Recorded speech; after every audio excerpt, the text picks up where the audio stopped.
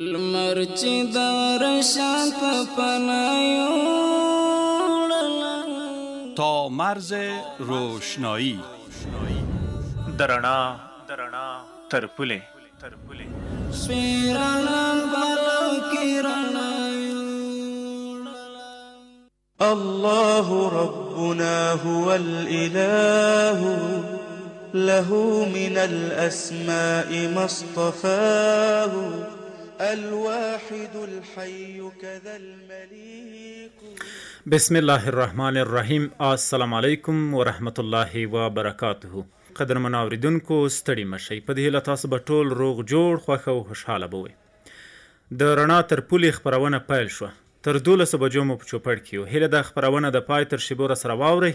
په خپرونه کې راسره د خپرونې له نیمایي څخه وروسته اړیکه ونیسئ او نن مو چې کومه موضوع ټاکلې ده ورباندې خبرې وکړئ. په نننۍ خپرونه کې موضوع ټاکلې ده د خپلواکۍ په ورځ باندې، یعنې د اسد په 24 باندې باید موږ او تاسو کوم کارونه ترسره کړو، په کوم ډول باندې خوشحالي ترسره کړو او څه وکړو.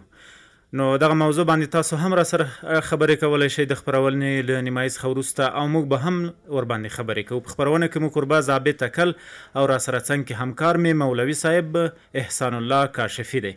ستړی مشی کاشفی صاحب ته هم خپرونې ته بخیر و سلامت باشین. تکل صاحب ما هم به نوبت خود سلام و خسته نباشی دارم خدمت پرودیسر عزیز و انجینر سیبان بخش تکنیک و شما شنونده های بی‌نهایت عزیز رادیو ملی و رادیو شریعت.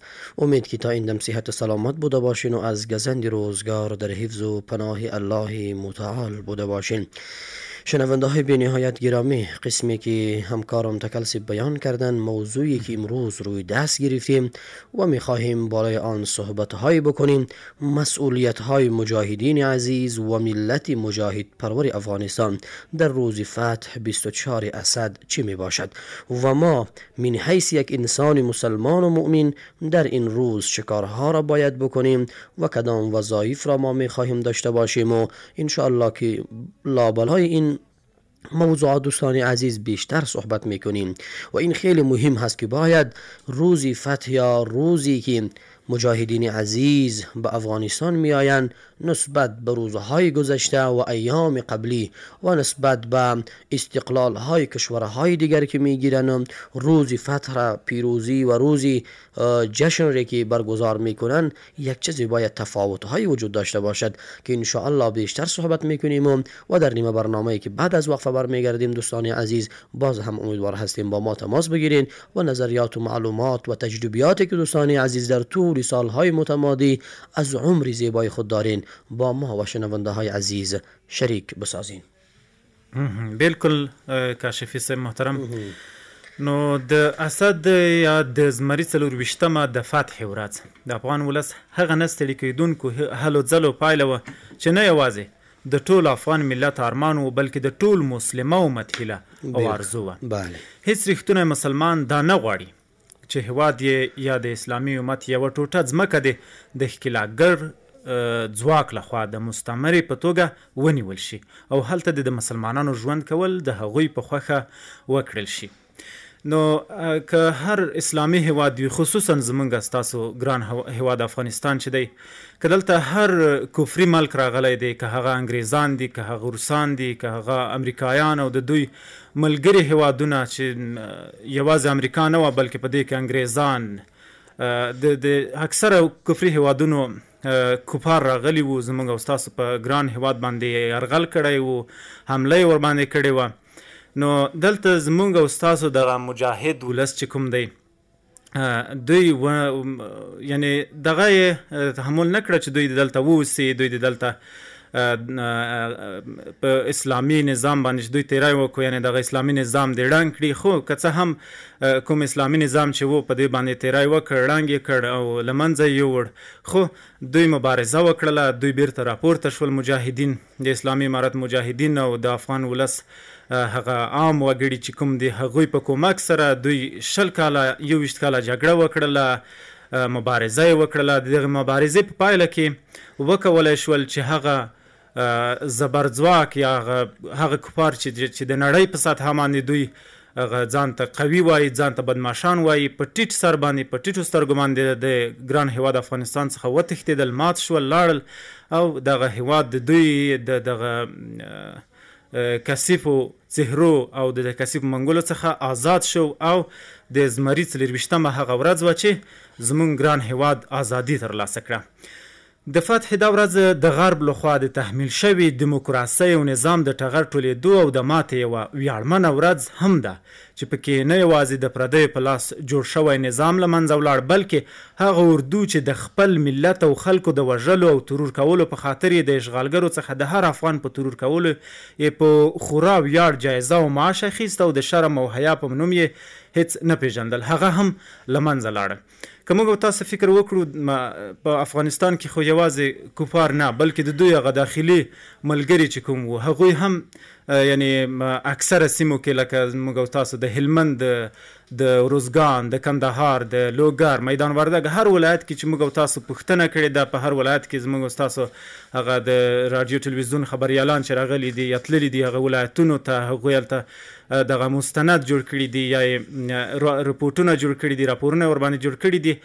دوی د خارجان نه خو په تنګ راغلي وو، خو هغه داخلي ملګري چې د دوی کوم وو د هغوی نه هم دوه چند تنګ راغلي وو، ځکه د خپلو کفري ملګرو یا هغه خارجي ملګرو په څنګ کې دوی ولاړ وو، جنګړه یې کوله، جنګ یې کولو، د اسلامي نظام خلاف لټېدلي وو. داسې یو قانون یې غوره کړی و چې هغه نه الله تعالی خوښوه، نه پیغمبر خوښوه او نه په قرآن کریم نه په حدیثو کې دغه قانون مشروعیت راغلی و. اسلامي نظام دغه په هیڅ صورت باندې نشوی زغملی، د اسلامي امارت مجاهدینو په هیڅ صورت باندې نشوی زغملی. دوی په خپلو ځانونو باندې بمونه وتړل، فدایي استشهادي ځوانان وو. بس نن سبا زموږ ستاسو په منځ کې نشته دی، خو دغه اسلامي نظام چې کوم دی د دوی په برکت او د دوی په مبارزه باندې، د دوی په جګړو او د دوی په قربانۍ باندې منځته راغلی دی.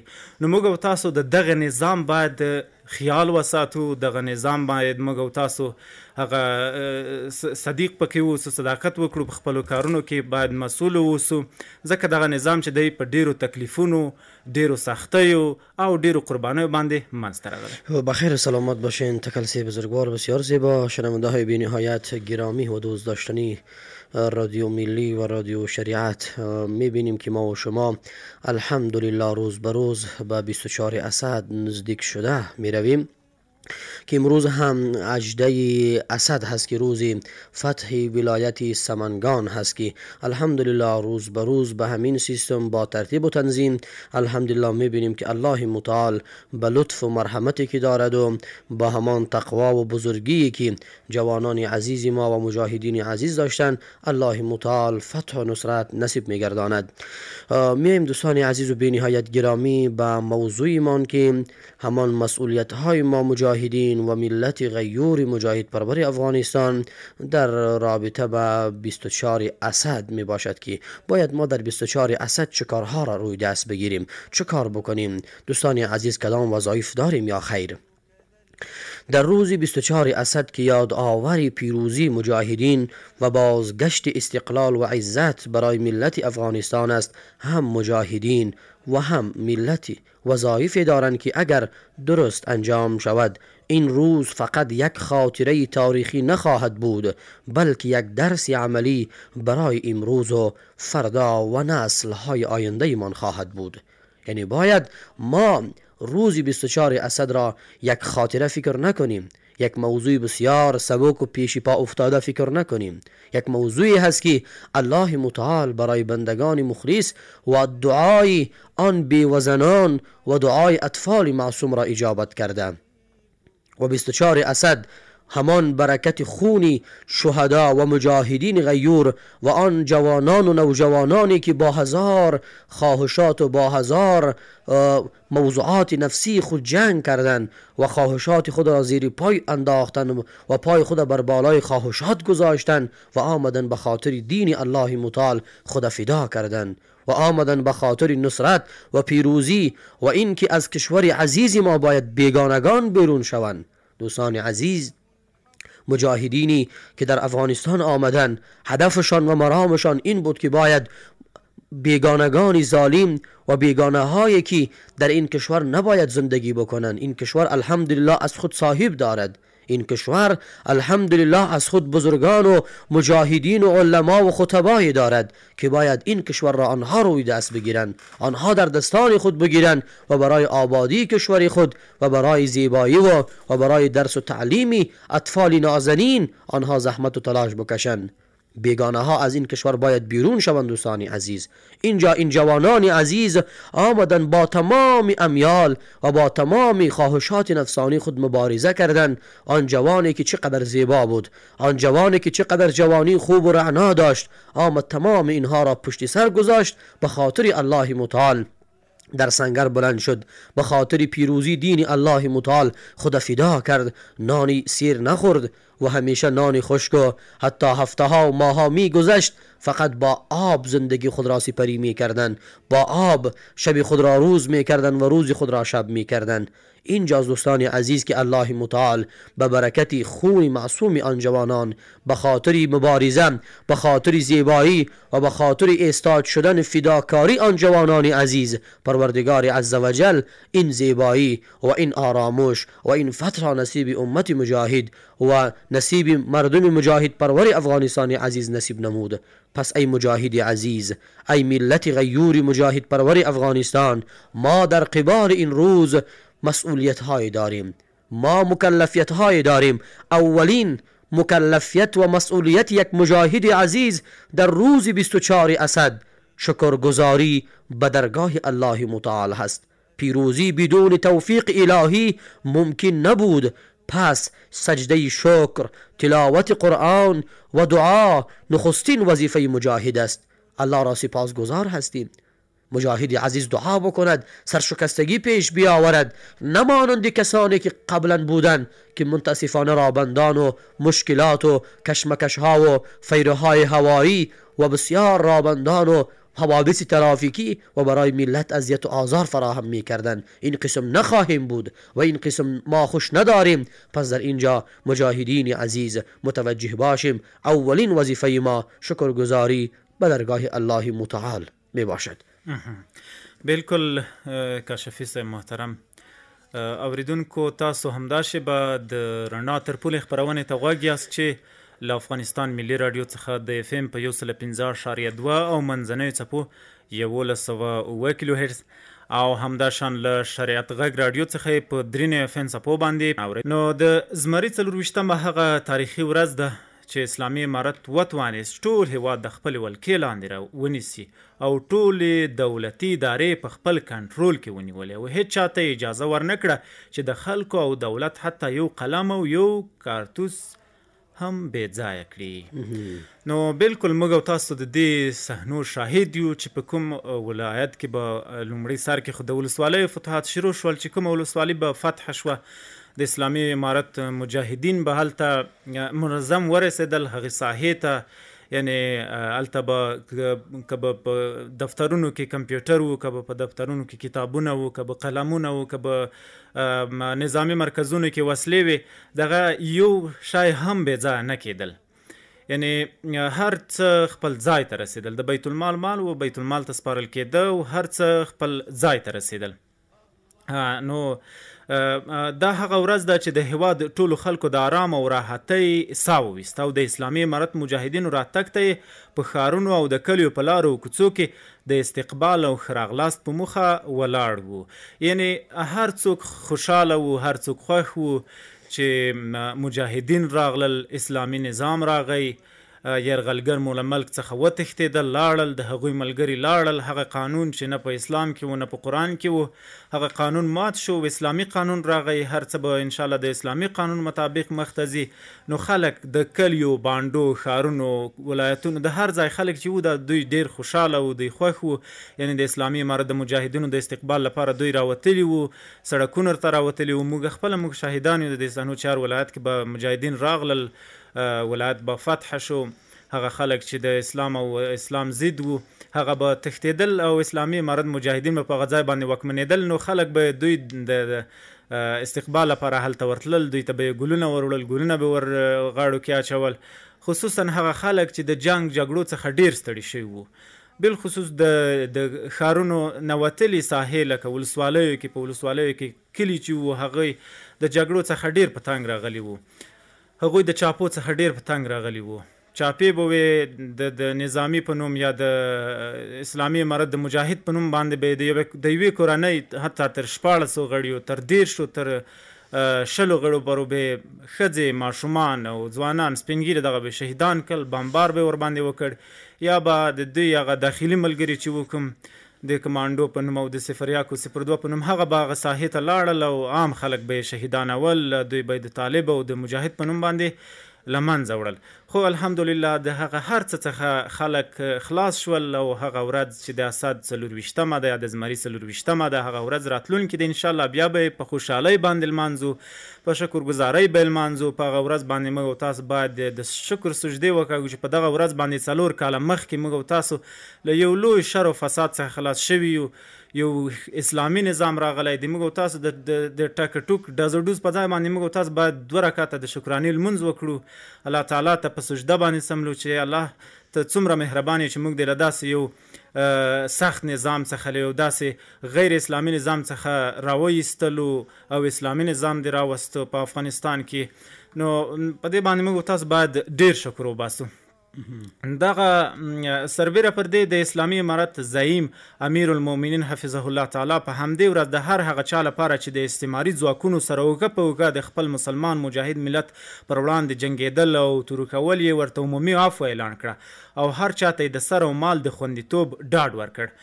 نو تاسو به لیدلي وي په داسې ځایونو کې، اکثره ځایونو کې چې زموږ او ستاسو هغه افغانان چې د دوی په څنګ کې جنګېدل د خارجي ځواکونو یا د امریکایانو او د هغوی د نورو خارجي ملګرو په منځ کې جنګېدل یا په څنګ کې به ورسره وو، هغوی ته د اسلامي امارت امیر المؤمنین حفظه الله دوی ورته عمومي عفو اعلان کړه. یعنی حتی داسې خلک پکې وو چې د ورونه یې پکې شهیدان شوي وو، هغه کسان ورته معلوم وو چې دغه پلاني عسکر یا دغه پلاني کس زما ورور شهید کړی دی، زما د کورنۍ غړي شهیدان کړي دي، خو د امیر المؤمنین اطاعت په خاطر باندې د هغوی د عفو په خاطر باندې هغوی ته هیڅ هم ونه ویل.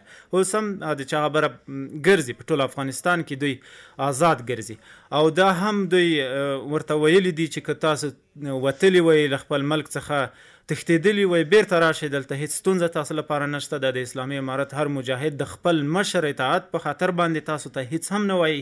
نو دوی د باید هغه کوم چې خارج ته تللي دي هغوی د راشي، ځکه دوی د نورو ملګرو څخه پوښتنه وکړي. په هر ولایت کې، په هر ولسوالۍ کې د تیر نظام د ملي اردو، د ملي پولیسو، د نور اربکیان، د هر څوک چې وو د دوی په لیکو کې دوی آزاد ګرځي، کاروبارونه لري، څوک دکانونه لري، څوک دغه څه ورته وایي، څوک مستریان دي، څوک یعنی بېلابېل کارونه ځان لپاره چمتو کړي دي. او په نظام کې هم ډېر اکثره هماغه خلک، هماغه نظامیان په دغه نظام کې د اسلامي امارت په نظام کې شتون لري. نو باید دوی راشي خپل وطن ته، خپل ملک ته کار وکړي ترڅو دغه خپل ملک جوړ کړو. اوس خو نو د الحمدلله اسلامي نظام دی، اسلامي نظام ته باید موږ او تاسو کار وکړو او دغه لار غوره کړو، ځکه چې دغه لار موږ او تاسو ته الله تعالی په قرآن کریم زمونږ پیغمبر په حدیثو کې غوره کړې ده، او هغه لار چې الله تعالی موږ ته غوره کړې ده په هغه کې زمونږ خیر دی، تاوان مو پکې نشته دی. هغه لار چې موږ ته زمونږ پیغمبر صلی الله علیه وسلم غوره کړې ده په هغه کې زمونږ تاوان نشته، او باید موږ او تاسو د الله تعالی د قانون باندې او د نبی علیه السلام په پلونو باندې روان وزل. بسیار زیبا. موضوع دیگری که میخواهیم بیان بکنیم دوستان عزیز و بی نهایت گرامی شنونده های رادیو ملی افغانستان و رادیو شریعت، واقعا بسیار زیبا دوستمان بیان کردن. جایی که برادر به برادر نکند ره، بیگانه برای تو برادر شدنی نیست. یعنی واقعا بعضی اوقات ما مردم و ما با همان مسلمانیت و ایمانیتی که داشتیم متاسفانه زود گول دشمنان را میخوردیم و فریب دشمنان را میخوردیم و دشمنان می آمدن ما را با وعده های پوچ خود، با وعده های بی بنیاد خود متاسفانه ما را از راه منحرف می ساختن. یعنی واقعا شنونده های بی نهایت گرامی و بزرگوار، چون ما کسانی بودیم که به خاطر یک شفاخانه ای که به ما وعده تنظیم و ترتیب آن داده می شد و برای ما وعده بازسازی یک مکتب یا یک دانشگاه یا پانتون داده می شد، ما زود باور می کردیم و قناعت می کردیم. در کنار این دانشگاه و پانتون یا در کنار این مکتب یا شفاخانه و پول و پلچکی که بود دوستان عزیز، ولیکن بسیار تباهی دیگری را این بیگانگان دشمنان به کشور ما متاسفانه می آوردن و بالای ما تپ می کردن و می انداختن و متاسفانه ما می بینیم که به خاطر همین موضوعات بود که حتی برادر به برادر رحم نکردم، برادر از برادر فرار می کردم و برادر همیشه کینه و کدورت با برادر داشت، میرفت با بیگانه ها، میرفت کناری یک ظالم قرار می گرفت. دوستان عزیز، جایی که برادر به برادر نکند رحم، بیگانه برای تو برادر شدنی نیست. این امریکا و اسرائیل و این غاصبان و این صهیونیست ها و این کفار و مشرکین، اینها کافر هستند. دوستان عزیز، هر قدر که ما اخلاص بکنیم، هر قدر که ما اینها را بخواهیم با خود دوست بکنیم و ما با آنها دوست شویم، این امکان پذیر نیست. دوستان عزیز، در قلب یک انسان یا در وجود یک انسان، در شکم یک انسان دو قلب وجود ندارد که یکی ما دشمنان الله را بپرورانیم، یکی دیگر مجاهدین عزیز را حفظ بکنیم. این امکان ندارد. صفهای خود مشخص است. دوستان عزیز، یا کفر است یا اسلام هست، یا دار اسلام هست یا دار حرب و دار شرک و کفر هست. دوستان عزیز، پس اینجا نکته دیگری که بیان بکنیم شنونده های بی نهایت عزیز و گرامی، و اولین گفتیم که وظیفه ما مجاهدین شکرگزاری به درگاه الله متعال بود. نکته دیگر حفظ وحدت و اخوت اسلامی هست. ما هم دیگر را به آغوش بگیریم. مجاهدین عزیز باید ملت را به آغوش بگیرن. اطفال بی بضاعت، اطفال یتیم و کسانی که بیچاره هستند در داخل فامیل و خانواده هایشان هیچ سرپرست ندارند، با یک کمکی که هست، با دستگیری و تعاون و مددی که هست، از آنها امروز احوال بگیرن و در 24 اسد بروند دقل باب بکنن، از وضعیت و حال و احوال ملت و جوانان عزیز و ایتام خبردار شوند. نکته دیگر ادامه جهاد در عرصه سازندگی هست. حالا مجاهدین عزیز فکر نکنن جهاد تمام شده، نه خیر، جهاد تا به روز قیامت ادامه دارد.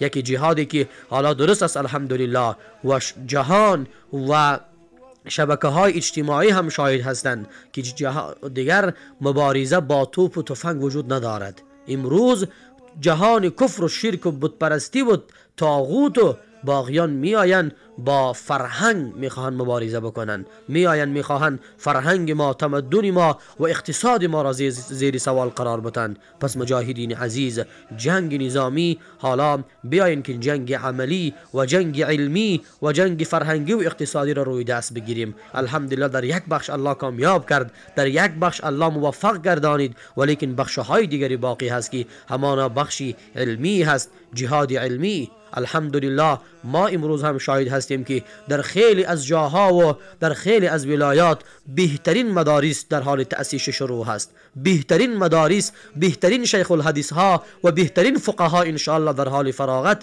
از این مدارس و از این کانون های علمی می باشند. اینها هم مجاهدین ان شاء الله می شوند که در باب علم و در باب فرهنگ و تمدن و اقتصاد علیه کفر و شرک ان شاء الله ایستادگی بکنند. نکته دیگر حسن اخلاق با مردم است. دوستان عزیز، در این روز 24 اسد که روز فتح است، نباید ما مغرور شویم، نباید ما خودخواه شویم. همان قسمی که پیغمبر صلی الله علیه و سلم وقتی که می آید می بینیم سر خود را بسیار پایین می گیرد، بسیار تواضع، فروتنی، شکستگی. همین قسم این یک اصل هست. دوستان عزیز، الله متعال هر نعمتی که نصیب می کند ما باید تواضع و سرشکستگی و فروتنی من بیشتر شود. نکته اخیری که بیان بکنیم دوستان عزیز، پرهیز از غرور و خودخواهی هست که الله متعال خودخواهی و غرور را دوست ندارد. بالکل کاشفی صاحب محترم، د فتح ورځ ارزښت دا د فتح ورځ چې کومه د زمري 24مه د دا ورځ د 20 کلونو جګړې قربانۍ او صبرونو پایله وه. نو 20 کاله مو صبر وکړ، 20 کاله مو جګړې تېرې کړې، 20 کاله مو قربانۍ ورکړې او د دې ترڅنګ صبر مو وکړ. د دغه صبر پایله وه چې نن ورځ اسد 24م، یعنې نن ورځ خو نه، راتلونکې د اسد 24مه چې کومه ده دغه موږ او تاسو لمانځو، یعنی په خوشحالۍ باندې. د اسلامي امارت له نظره دا د جهاد فتح وه او د اشغال پای. ډیری خلک دا ورځ د خپلواکۍ، عزت او حاکمیت د بیا احیا ورځ ګڼي. بالکل همداسې ده. نو کوم کارونه چې باید په دې ورځ باندې وشي هغه نو د شکر ادا کول دي. مخکې موږ او تاسو یادونه وکړه، کاشفي صاحب هم درته یادونه وکړه، اورېدونکو په دې ورځ باندې موږ او تاسو باید شکر ادا کړو او د الله جل جلاله شکر ادا کول چې دا بریا یې ورکړه. نو الله تعالی نه باید موږ تاسو راضي اوسو، د الله تعالی نصرت، د الله تعالی مدد او کومک چې موږ تاسو بریا ته ورسولو، موږ تاسو کامیاب کړلو د کفري نظام په مقابل بیا په وړاندې باندې. د شکر لمونځ، دعاګانې او د قرآن کریم تلاوت کول مخکې مو یادونه وکړله، نو باید موږ تاسو د شکر لمونځ باید وکړو، دعاګانې وکړو او د دغه اسلامي نظام دعا وکړو چې دغه اسلامي نظام د الله تعالی تل قایم او دایم لري، او د قرآن کریم تلاوت کول د بې ځایه ټوکو، مسخرو او منډو تړونو نور څه نه جوړېږي. باید موږ تاسو په ځای د دې چې یو بې ځایه کار وکړو، یو بې ځایه مصرف یا اسراف وکړو، د دې په ځای باید موږ تاسو دعاګانې وکړو، لمونځونه وکړو او د قرآن کریم تلاوت وکړو. او د شهیدانو یاد په دې ورځ باندې موږ تاسو د هغو مجاهدو او شهیدانو یاد تازه کړو، باید چې د همدې ورځې لپاره خپل سر ورکړی دی. یعنی دغه کومه ورځ چې موږ تاسو به لمانځو راتلونکو ورځو کې د زمري 24مه ورځ، دغه ورځ باید موږ تاسو د هغو شهیدانو یاد تازه کړو چې په دغه ورځ باندې تللي دي، جګړه یې کړې ده، جهاد یې کړی دی، قرباني یې ورکړې ده، استشهادي بریدونه یې ورباندې کړي دوی په مرکزونو باندې. د دغه تیر نظام یا دغه کفري نظام چې کوم نظام اسلام نه خوښاوه، خدای نه خوښاوه، دغه په مقابل کې ځانونه قرباني کړي دي، هغه یاد باید تازه کړو او د شهیدانو کورنۍ سره لیدنه، مرسته او خواخوږي باید ورسره وکړو. د دوی نه چې کوم یتیمان پاتې شوي دي د هغوی سره مرسته او کومک باید وکړو. مخکې کاشفي صاحب درته یادونه وکړه. اوریدونکو ورځو د خپرونې په دې برخه کې یوې لنډې دمې ته له دمې نه وروسته بیا هم د اوریدونکو اړیکو ته راځو. 0 درویشت لس 142 0 درویشت لس 142 شمارو باندې تاسو تیار ځان سره دغه ونیسئ او بیا اړیکه ورباندې ونیسئ. ورځو دمې ته. شپږ ورځې د ازادۍ تر لمانځلو، غږ مو حق دی او هدف مو سپېڅلی. د اسد 24مه د افغانستان د بشپړې ازادۍ ورځ. فتوحات حریت مبارک مسلمان، هموطنان عزیز، مبارک 24 اسد روز پیروزی مجاهدین امارت اسلامی، روز ختم اشغال می باشد. مجاهد استقلال بتو و بسته.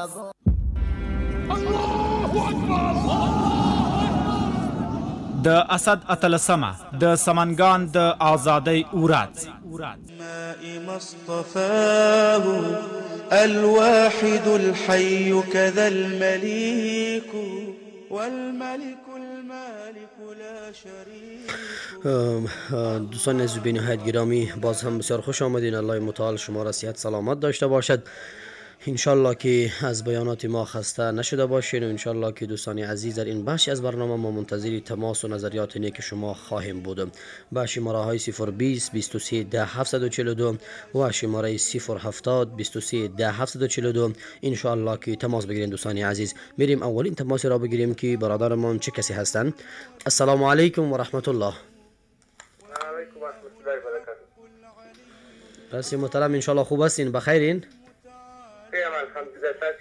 الحمدلله. نابیناس بزرگوار هستین؟ الحمدلله. تاسو څنګه وختونه څنګه؟ ډیره مننه. جوړ اوسئ. نوم دې راته واخلئ، کوم ځای نه د اړیکه نیولې؟ عبدالرحمن د کابل ولایت. عبدالرحمن د کابل ولایت. ښه راغلی خپرونې ته د بګرامۍ ولسوالۍ څخه. نو عبدالرحمن موضوع خو به دې اورېدلې وي. د فتح ورځې ارزښت او د فتح په ورځ باندې باید موږ تاسو کوم کارونه ترسره کړو. د دې ارزښت په اړه باندې خبرې وکړه چې راتلونکې د زمري 24مه د فتح ورځ ده. فتح په ورځ باید موږ شکرونه ادا کړو، صدقې وکړو، خیراتونه وکړو، نفلونه وکړو. باید دا خو ډېر د خوشحالۍ د ازادۍ ورځ ده. ډېره مننه چې اړیکه دې ونیوه. خوشحاله اوسئ. تماس دیگر را میگیریم. السلام علیکم و رحمت الله. اړیکه دې وصل د نوم دې واخله له کوم ځای نه. ښه، کشفي صاحب د دې اورېدونکي په اړیکه کې ستونزه ده، بیا دې هڅه وکړي اړیکه دې ونیسي او برخه دې راسره واخلي. تماس دیگر را میگیریم. السلام علیکم و رحمت الله. و علیکم و رحمت الله و برکاته. روز شنبه شما بخیر، هفته خوب آغاز کرده باشید. بخیر سلامت باشین. هاشمی صاحب گرامی انشالله شما خوب هستین، بخیرین؟ زنده باشید، سلامتی در از جلو میخوایم. یک سلام جداگانه به همکارای تکنیکی تانم. بخیر سلامت باشین هاشمی صاحب خان میربانی. زنده باشه. امروزه بگم موضوع شما سر میفت از اشغالگرا بوده که بله روزی اهمیت و ارزش 24 اسد و وظیفه ما مردم در آن روز چی می باشد؟ موضوع قشنگ، موضوع زیبا، موضوع هست ما از افتخارات خود اولادان خود یادآوری کنیم. بالکل. وقتی که ما اولادان من پرسان کنه خب امریکایی آمده در افغانستان چی کردن؟ کی یارا بخیر با پیروزی کی رسید؟ الحمدلله بگیم امارات اسلامی رسید. اینه که ما وقتی که اشغالگرا را کشیدیم ما از افتخارات خود بسیار خوب یادآوری کنیم. نکنیم یک کدام جا بشینیم از افتخارات خود به جای استفاده کنیم. بالکل. وقتی که ما ببینیم به این افتخارات ببینیم ملت کل ملت افغانستان جهاد کرده. کل ملت افغانستان در اسلام داره. این نکنیم به یک سم بگیم به یک چی بگیم. این کل ملت افغانستان در اسلام داره. ما از افتخارات خود یادآوری کنیم. چرا وقتی که ببینیم کشورهایی که هندوستان یا ببینیم گاندی را چقدر یا قدر میتن، چقدر از افتخاراتش یادآوری میکنن. ما چرا یادآوری نکنیم از افتخارات خود؟ چرا این در مکتبا به شاگردان نگوییم؟ چرا در خانواده به اولادان خود نگوییم؟ اینو تو کردن، این تو زاماتا را کشیدن، این تو در کابل گرفتن. این فکر کن اینی که افتخارات فتح افغانستان نمی بود ما آرام در کجا می بودیم؟ آرام خلق کردن میتونستیم. وقتی که میریم در وقتی که بودیم که مردم در شهر کابل براستی از دزدی و چیزا این کشته نمیتونست. اینی از افتخارات فتح افغانستان است. اینی آرامی افغانستان است. ما با آرامی خواب میکنیم، با آرامی نان میخوریم، با آرامی کار میکنیم، با آرامی تشریف میکنیم. اینی که وقتی که ما یک کنون جایی که میبینم آدم اصلا ما میبینیم در جامعه که ازیم ما نقص داریم، از این داریم، نمیشه در افغانستان در 3 سال 4 سال جوشد. امارات اسلامی الحمدلله بسیار کارهایی کرده، بسیار کارهای ما تو نمیکنم. یک کدام در بگاه شمیسا تعریف میکنن. از این نیز ما در جامعه که میبینیم در چشم خود میبینیم چیزی که میبینیم کار کردن، کاری که کارشان میبینیم با مردم به خدمتشان میبینیم. فکر کن موضوع شما چند سر جا بود، چقدر ایجاب تاثیرات دارد، چقدر خانواده را اصلاح کرده. این از برکت فتح است، این برکت امارات اسلامی افغانستان است. افغانستان این پیشم یک جوان ما وقتی که ببینیم این فتح است ببینیم علوم دینی را چه حال مطالعه میکنه، مدرسه چقدر جور شده. این وقتی که ببینیم این افتخارات امارات اسلامی افغانستان است. اتنا نشه یک کدام تا میگه یادآوری نشه، یادآوری زیاد شه از کلش که با جوانان یادآوری شه، با طفلایی که در خانه یادآوری شه و یک بار بگه این تو کردن ما یک بار ببینیم انگلستان ما در 28 اسد ما استقلال خود گرفتیم. اولادای خود میگیم حالا اینو تو بگیم دیگه وقت شما نمیگه. روز شما بخیر، خداحافظ. بخیر سلامت باشین هاشمی صاحب گرامی. من اینجا ریشه در خاکم، من اینجا تا نفس باقی است میمانم.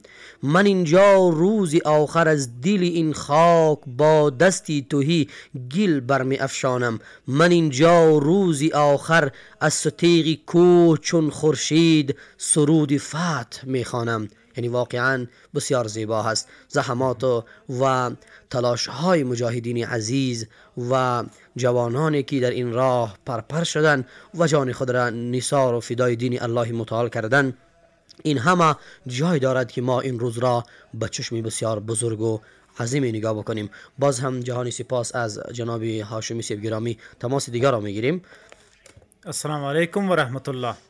و علیکم السلام علیکم تا مولوی صاحب تا کارکونکو اوریدونکو ته السلام علیکم و رحمت الله وبرکاته. و علیکم السلام و رحمت الله و برکاته. ستړی مشي. خیر چې تشکیه ته نه سره ده. بس جوړ روغ یو نوم در تواهله لکم ځای نه د اړیکې نیولې ده. عبدالخالق محمدي د بغلان ولایت. محمدي صاحب خرغلی خبرونه ته له بغلان ولایت څخه موضوع به د اوریدلی ان شاء الله.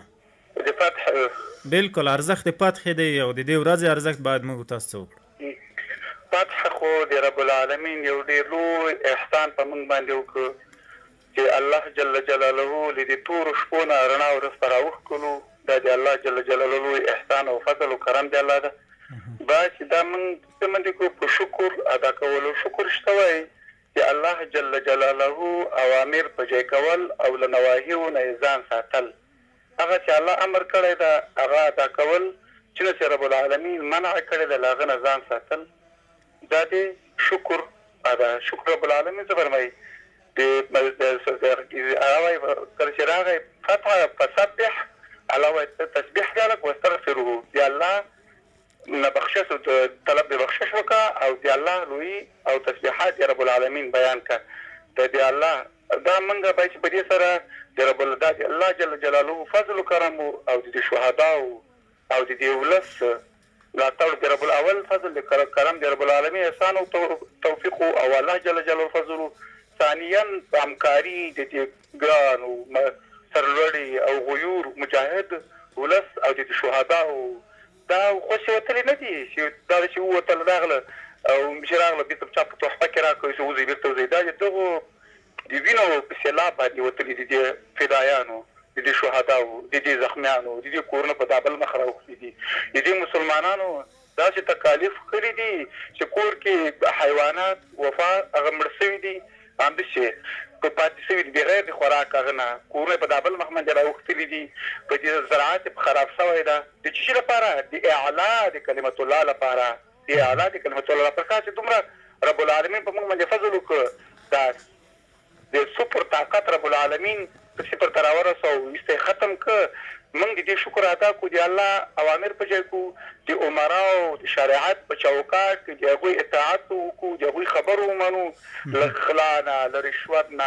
له اختلاس نه له خیانت نه له دې ځکه او د ولس ته او د الله دین لپاره او د ولس لپاره موږ خدمت وکړو. څومره خدمت څومره چې وسه کېږي په اندازه دي موږ څوک چې قضات دي او ټول عمرا زمونږ د امیر المؤمنین دا اطاعت وکړو او دغه خبرو منو د الله د دین په اړه ان شاء الله د امیر المؤمنین کومه فرمانونه دي دا په ځای کول اته د شرع چوکاټ کې دي دغه په ځای کول د اصلي د فتح المنزل دي د فتح شکرانه ده د دې په دې چې تاسو له اسد باندې د صدرستان د اسد باندې او دغه ولس مظلوم ولس او دغه فدایانو د کورونو او دغه شهیدانو زیارت ته ورسو او کله زیارتونه معلوم دي ټوټه ټوټه سوي دي خو دعا وکړو الله جل جلاله دې هغه شهادت په خپل دربار کې قبول کړي او الله جل جلاله دې موږ ته او ټول ولسته توفیق دې الله جل جلاله دې بندګي را تراشي وګرځي له سرکشي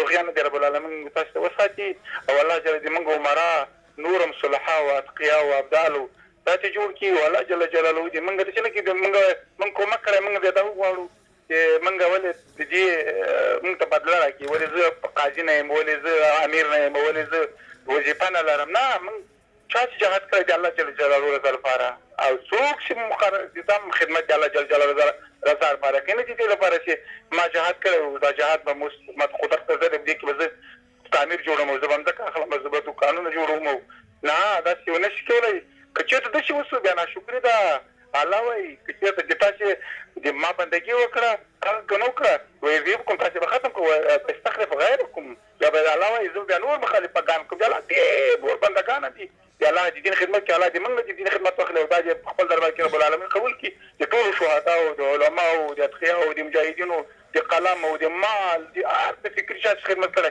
الله دې په خپل دربار کې قبول او مقبول کړي الله موږ ته توفیق د بندګۍ راته نصیب کړي. السلام علیکم ورحمۃ اللہ وبرکاتہ. آمین آمین. وعلیکم السلام ورحمۃ اللہ وبرکاتہ.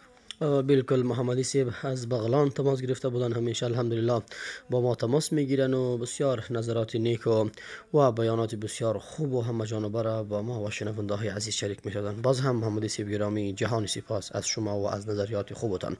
بالکل شنونده های عزیز و بینی های گرامی ان شاء الله که شما ما را در این بخش از برنامه تنها نگذارین ان شاء الله با شماره های 020 23 10 742 ان شاء الله تماس بگیرین. میریم اخیرا تماس را بگیریم که باز وقفه میریم. ببینیم چه کسی هستن برادرمان. السلام علیکم و رحمت الله. السلام علیکم. اړیکه د وصل د نوم د واخله کوم ځای نه د دې اړیکه پرېښوله څنګه د خوښه د کاشفي صاحب چې ورشي یوې لنډې دمې ته له دمې نه وروسته بیا هم د خپرونې وروستۍ برخې ته راګرځو ستاسو اړیکه به راخلو.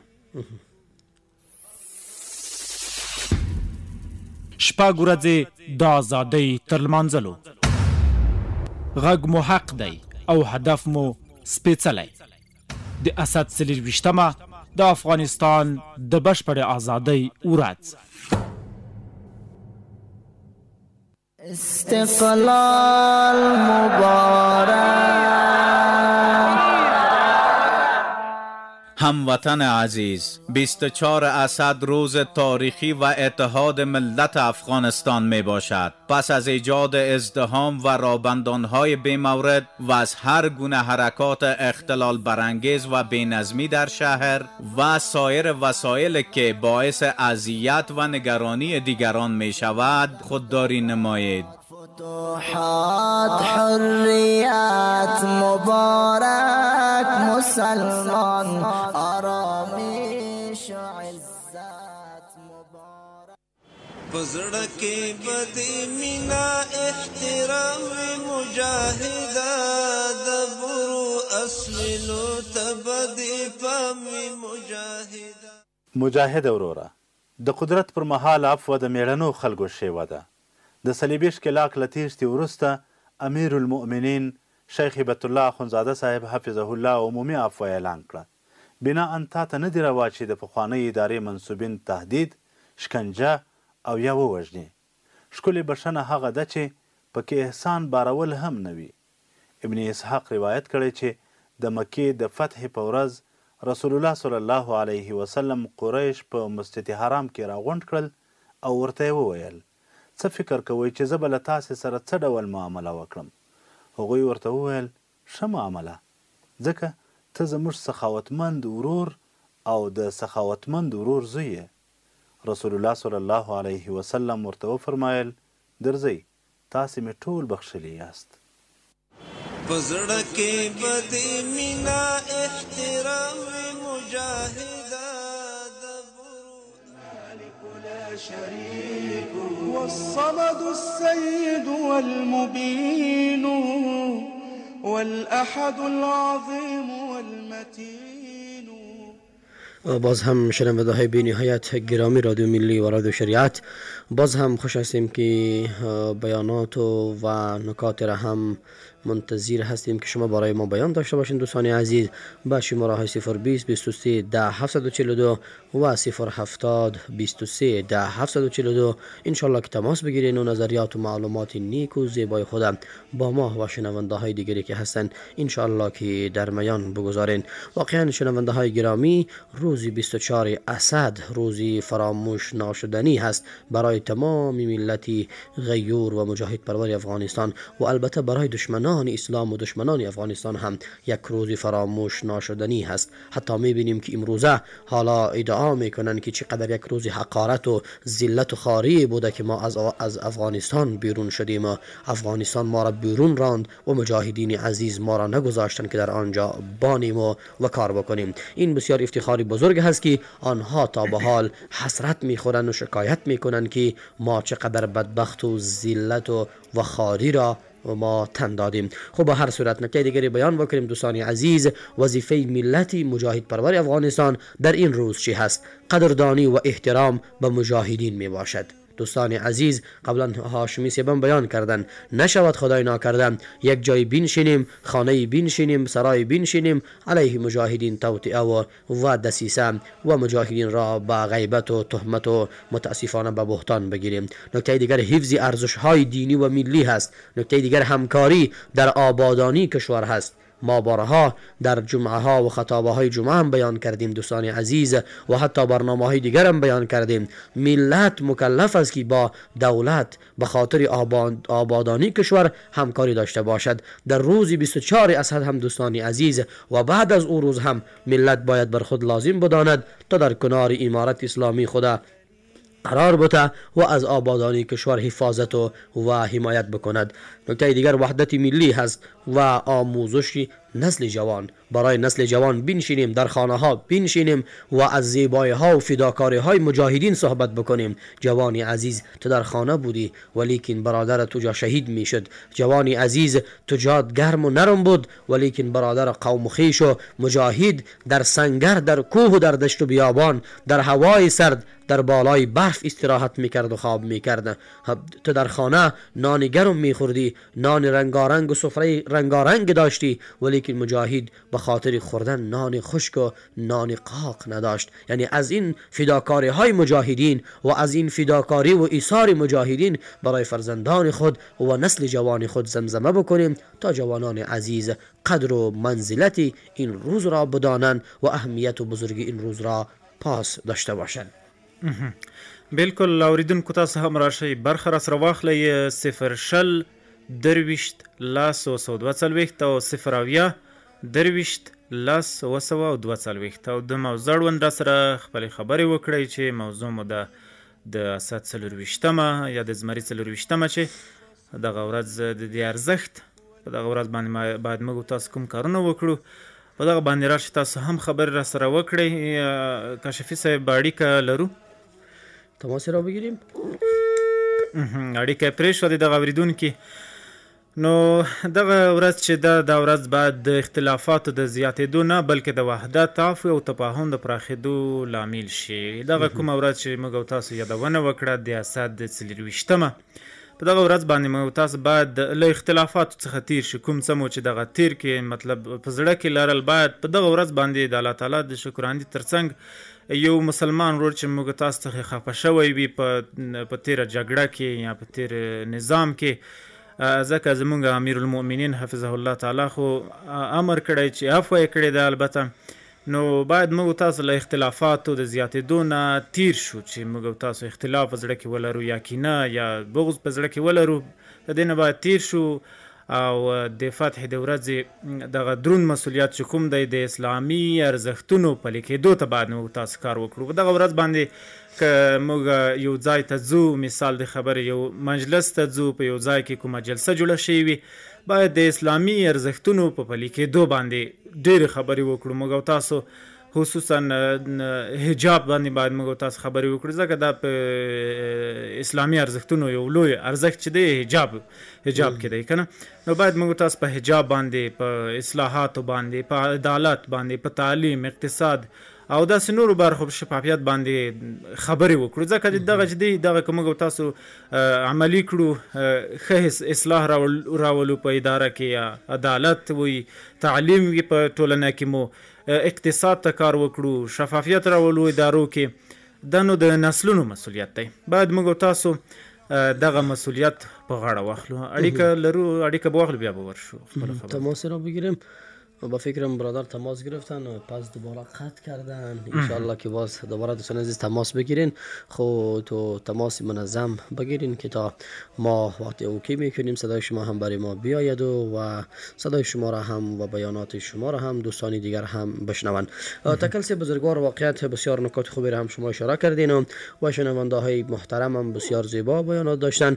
نکات دیگری که بیان بکنیم دوستان عزیز، در روز 24 اسد و هر روزی که دوستان عزیز روز خوشحالی هست، روز فتح و استقلال هست، در آن روز تمام امت اسلامی باید برای خود لازم بدانند تا محالف قرآنی، دعاها و برای شهدای عزیز و برای شهدای راه آزادی، اینها باید یک محافل، یک مراسم بسیار زیبایی را ترتیب و تنظیم بکنند که دعاها بوده باشد، سخنرانی از علما بوده باشد و مجاهدین عزیز دعوت شوند در آن محافل بیایند، از آن فداکاری و ایثاری که مجاهدین داشتند برای جوانان خود نصیحت بکنن، برای جوانان خود بیانات داشته باشند. این بسیار دوستان عزیز تأثیری زیادی دارد. نکته دیگر بیان داستانها و خاطرات فتح برای جوانان و کودکان هست. یعنی یک عالمی بسیار خوب، یک عالمی که واقعا مردم را دوست دارند و یک مجاهدی بسیار غیور، یک مجاهدی بسیار عزیزی ما باید در این محافل شرکت بکند و از جنگها و از ظلم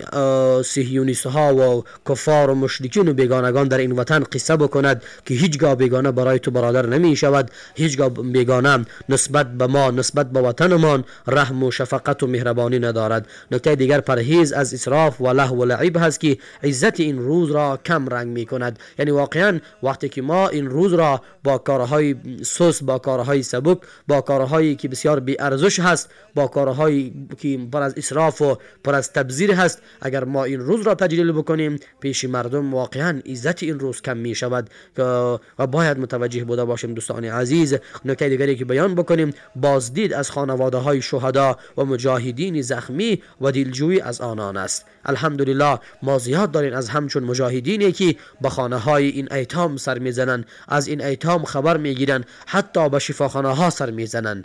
این بسیار جای بزرگی و سپاسگزاری هست که واقعا بزرگان ما، وزرای ما الحمدلله هستند، کسانی که در شفاخانه ها میگردند، گشت میکنند و برای بی‌بضاعت ها، برای زخمی ها، برای بیچارگان و مریضان حتی میبینیم کمک نقدی در نظر میگیرند، بر بالای سر آنها میروند، از آنها دلجویی و پرسان میکنند که وضعیت آنها در چه حالتی هست. نکته اخیری بیان بکنیم، عزم تازه برای اصلاح جامعه، کوشش بکنیم که جامعه خود را از بعضی نکات دیگری که هست همچون تعصب و بعضی خودخواهی های دیگر و بعضی کسانی که میخواهند مجاهدین را بدنام بکنند، بیاین دوستان عزیز اینها را اصلاح بکنیم و نگذاریم که ما بین مجاهدین عزیز و ما بین ملت مجاهد پرور افغانستان کدام خلل ها و مشکلات متاسفانه بر اساس شیطنت های دشمن پیش شود و رخنه بکند. الله متعال عزتمندی و سربلندی برای امت افغانستان و برای تمام امت اسلامی برای همیشه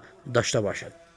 بالکل کاشفی صاحب، د خبرونې وخت مو هم کم دی، نو وروستۍ کې باید دغه کومه ورځ چې د نن ورځ 18 د زمري د میاشتې په دغه ورځ باندې 4 کاله وړاندې د ولایتونو د فتح یا د فتوحاتو په سلسله کې د سمنګان ولایت فتح شو، چې دا یو ډیره د خوشحالۍ ورځ وه. خصوصا د سمنګان میشتې خلک چې و په دغه ورځ باندې ډیر خوشحاله وو. 4 کاله وړاندې د اسد په 18 نیټه باندې، یعنی دا هغه ورځ وه چې د سمنګان ولایت فتح شو. د دې نه وروسته 19 شل او 21 تر 24 پورې د افغانستان هر ولایت یو په بل پسې فتح کېده.